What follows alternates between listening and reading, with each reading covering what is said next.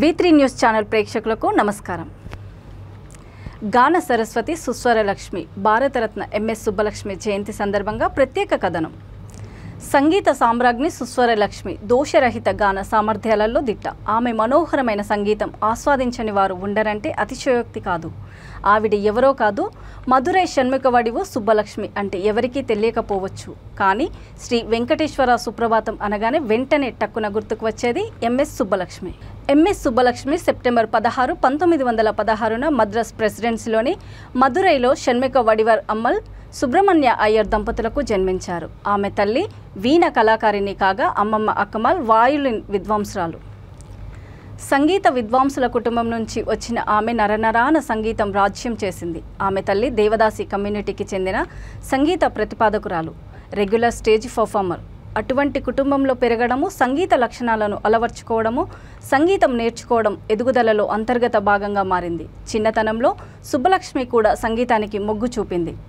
ఆమె సెమ్మంగుడి శ్రీనివాస అయ్యర్ ఆధ్వర్యంలో కర్ణాటక సంగీతంలో శిక్షణ పొందింది. దీని తర్వాత ఆమె పండిట్ నారాయణరావు వ్యాస్ వద్ద హిందుస్థానీ సంగీతంలో శిక్షణ తీసుకున్నారు. ఆమె కుటుంబంలోని సంగీత నేపథ్యము సుబ్బలక్ష్మికి చిన్న వయస్సులోనే కారైక్కుడి సాంబశివ అయ్యర్, మజ్వరాయ నేంతల్ సుబ్బరామ భగవతార్, అరియకుడి రామానుజ అయ్యంగారి వంటి వివిధ సంగీత విద్వాంసులను పరిచయం చేసింది.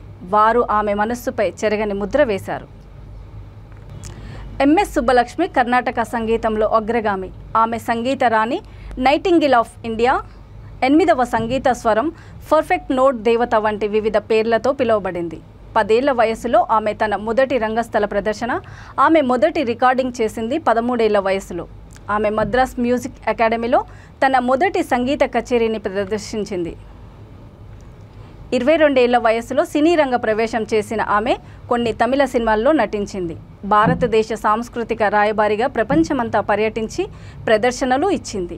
కర్ణాటక సంగీతానికి ఆమె చేసిన విశేష కృషికి గాను 1954లో పద్మభూషణ్, 1975లో పద్మవిభూషణ్, 1990లో ఇందిరాగాంధీ జాతీయ సమైక్యతా అవార్డు, 1998లో భారతదేశ అత్యున్నత పౌర పురస్కారము భారతరత్నతో సహా పలు ప్రతిష్టాత్మక అవార్డులతో సత్కరించారు. ఆమె ఆసియా నోబెల్ బహుమతిగా పరిగణించబడే రామన్ మెగసెసే అవార్డును 1974లో గెలుచుకుంది. సుబ్బలక్ష్మి గాత్ర మాధుర్యానికి పరవశించిపోయిన నాటి ప్రధాని జవహర్లాల్ నెహ్రూ సంగీత సామ్రాజ్ఞిగా కీర్తించగా, ఉస్తాద్ బడే గులాం అలీఖాన్ సుస్వరలక్ష్మిగా కొనియాడారు. మాజీ రాష్ట్రపతి దివంగత అబ్దుల్ కలాం ఆమె సంగీతాన్ని అభిమానించేవారు. సంగీత ప్రపంచంలో ఎన్నో అవార్డులు ఆమెకు వచ్చి వరించాయి. తిరుపతి పూర్ణకుంభం సర్కిల్లో ఆమె కాంస్య విగ్రహాన్ని అప్పటి ముఖ్యమంత్రి రాజశేఖర్ రెడ్డి ఆవిష్కరించారు. భజగోవిందం, విష్ణు సహస్రనామం, వెంకటేశ్వర సుప్రభాతం కీర్తనలు సుబ్బలక్ష్మి అత్యంత ప్రసిద్ధ భజనలు. శ్రీవారి సుప్రభాతాన్ని యావత్ ప్రపంచానికి పరిచయం చేసిన ఘనత ఎంఎస్ సుబ్బలక్ష్మిదే.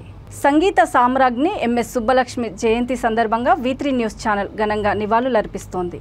ఇది ఈనాటి ప్రత్యేక కార్యక్రమం. మళ్ళీ మరొక కార్యక్రమంలో కలుద్దాం. చూస్తూనే ఉండండి V3 న్యూస్, లక్ష్యం సమాజహితం. నమస్తే.